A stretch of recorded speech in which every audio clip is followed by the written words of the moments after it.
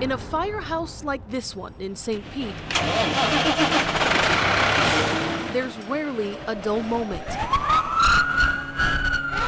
So it shouldn't surprise you that firefighter Chris Gordon's response number has a few zeros behind it after 24 years on the job. I'm gonna ballpark probably 8,000 or 9,000 calls I've been on. They're the good calls that come with being a first responder. In my career, I've helped assist 3 deliveries of babies. And the bad. We had multiple fatality fires. I definitely had a lot more positive outcomes than negative ones, fatal ones.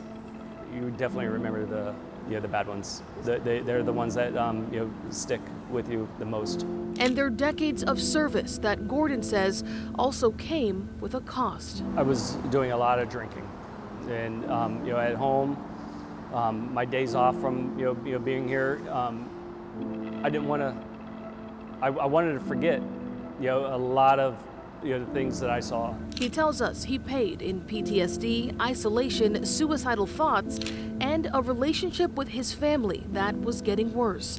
And it was a vicious cycle that continued for years until he hit rock bottom and asked for help. I had a problem. I just didn't know what it was. Besides alcohol, alcoholism, I didn't know I was in depression. I didn't know I had, other things going on. And Gordon is not alone. According to a 2022 study published in the National Journal of Medicine, 57% of firefighters across the world experienced some form of PTSD during their career. Green is the mental health ribbon, so I always wear that. Mental health expert Natasha Pierre tells us the prevalence of PTSD in first responders is tied to repeated exposure to trauma. When you think about it, a person who's been at war, what they see in a war zone, once they leave that war zone, the threat is over. They're home now. But when you think of our first responders, there really isn't any post to the trauma. And she adds that these are the signs to look out for. People tend to retreat into themselves as they're either replaying, having those intrusive thoughts, reoccurring thoughts, retreat into themselves. Their behavior may change, so that may mean that they might be outbursts of anger, of rage. They may overly respond or under-respond. In the end, Pierre tells us the only way to heal is to work through it. The first thing is there is no pill for trauma. Trauma has to be processed. I'm a retired firefighter from St. Petersburg.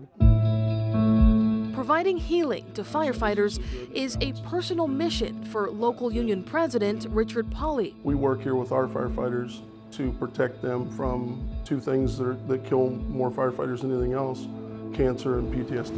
On the mental health front, the local 747 helps pay for crew members to see a local therapist, and they also established peer-to-peer support networks so firefighters can check in with each other and speak openly. Pauly says these supports also work to dismantle the stigma surrounding mental health. Knowledge is key.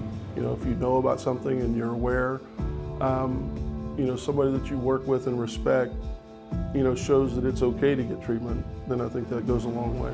And there are some options for those who need extra support. And if you find that that's not enough, we prefer to send our people to the Center of Excellence up in Maryland. And that's an immersion. It's 30 to 45 days of constant therapy groups. We don't need to bottle it in. For Chris Gordon, that extra support in 2019 was exactly what he needed to get his life back on track. We became stronger and tighter and more open and happier family. These days, he says he's focused on continuing his healing journey and falling in love with his job again. The job is fun again. Got to meet my crew again. The guys that I've been working with. I was there. But I was just a shell. And most importantly, he's preparing to welcome another Gordon into the station. My oldest, she just signed up for our cadet program, with our department. In St. Pete, with photojournalist Josh Woodston, I'm in-depth reporter Rochelle Aline.